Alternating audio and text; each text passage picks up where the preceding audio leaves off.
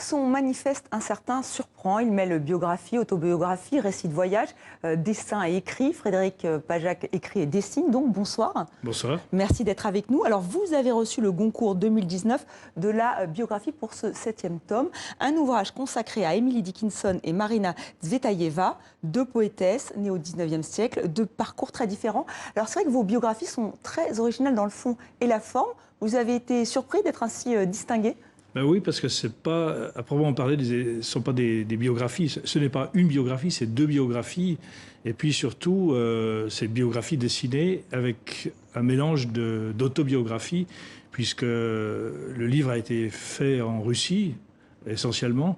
C'est-à-dire, il est aussi un récit de voyage. Oui, un voyage que vous nous racontez à la première personne. On va y revenir. Mais j'aimerais vraiment que vous nous expliquiez pourquoi vous écrivez et vous dessinez en même temps. Qu'est-ce que ça apporte? C'est un dialogue? C'est une confrontation? Qu'est-ce que vous cherchez à susciter? Ben, je sais dessiner et j'essaye d'écrire. Très bien. Mais non, ce sont deux langages qui, pour moi, sont presque incompatibles. Parce que je ne cherche pas du tout à soumettre l'un à l'autre. Comme par exemple les ouvrages illustrés, le dessin est soumis à l'écriture. Moi, j'essaye de faire en sorte qu'ils cohabitent en se disputant, en restant hostiles l'un par rapport à l'autre. Si par exemple, vous devez décrire un visage en écriture, vous allez raconter la moustache, le nez, je ne sais pas quoi, ou les cheveux longs, ou etc. Vous allez prendre un certain temps pour décrire, alors qu'une image, elle est frontale, elle est immédiate. Donc c'est tout à fait un autre langage, et c'est deux façons complètement différentes d'exprimer, par exemple, un visage. Alors pourquoi avoir choisi ces deux poétesses? Qu'est-ce qui vous touche dans ces deux femmes, dans ces deux autrices? Je crois que ça fait très longtemps que je suis passionné par ces deux poètes, parce qu'elles n'aiment pas qu'on... Tsvetaeva détestait qu'on dise poétesse. Alors moi, je ne sais pas comment dire, parce qu'aujourd'hui, je crois que c'est bien de dire poétesse. Mais enfin, à l'époque, Tsvetaeva, qui parlait bien français, ne voulait pas qu'on dise poétesse. Et je crois que je dis que c'est de la poésie femelle, en fait. Oui, ça peut surprendre, parce qu'aujourd'hui, on est un petit peu... c'est un peu compliqué, c'est clivant, le genre. Et vous parlez vraiment de poésie femelle. Il y a une écriture féminine, une poésie féminine. Je pense, oui. Je pense qu'il y a une façon d'exprimer une intériorité qui est très, très féminine et qui n'a rien à voir avec une poésie mâle qu'on a bien connue, qui est souvent, par exemple, assez...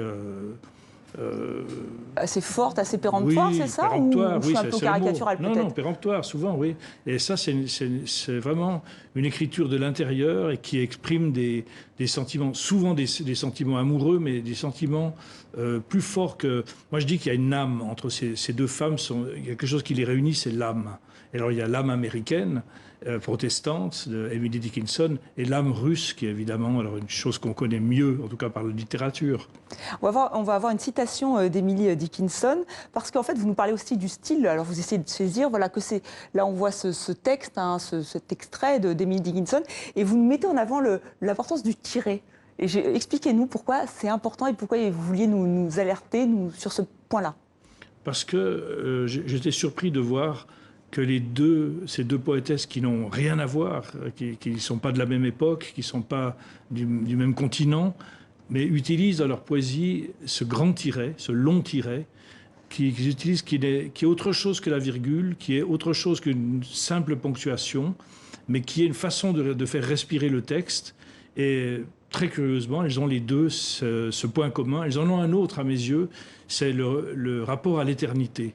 Et l'éternité, ce n'est pas une éternité strictement chrétienne, bien qu'elle soit d'une certaine manière croyante, mais croyante sans Église. C'est-à-dire elles ont les deux, et ça c'est aussi un autre point commun, elles ont les deux refusé l'Église et l'intermédiaire d'un prêtre pour s'adresser au Seigneur, pour tutoyer le Seigneur et tutoyer l'éternité.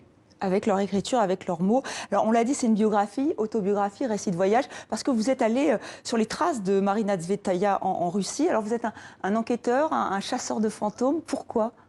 Ben, je crois que pour bien ressentir un auteur, il faut respirer l'air qu'il a respiré. Et j'ai eu de la chance en Russie de trouver encore un paysage intact, notamment en Crimée, notamment à Yelabuga, où elle s'est donnée la mort. Et tout ça est encore imprégné de sa présence, de son âme, je dirais.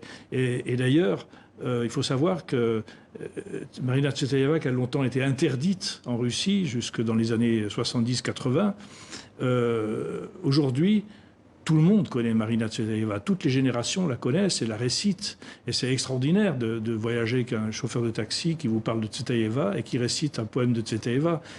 Ça, on ne connaît pas ça en France, par exemple. On n'a pas, on connaît certains classiques un peu Apollinaire, Rimbaud, etc. Mais on n'a pas un auteur aussi moderne et aussi récent, finalement. Que cette poète, je ne veux pas dire poétesse, voilà, on va respecter ses désirs. Mais alors, le manifeste incertain, parce que ça c'est le 7e tome, vous m'avez dit que vous iriez jusqu'au 9e. Quel est votre manifeste? Justement, vous n'êtes pas sûr, pourquoi ce titre qui est très intriguant? Alors au départ, je voulais faire un livre sans fin.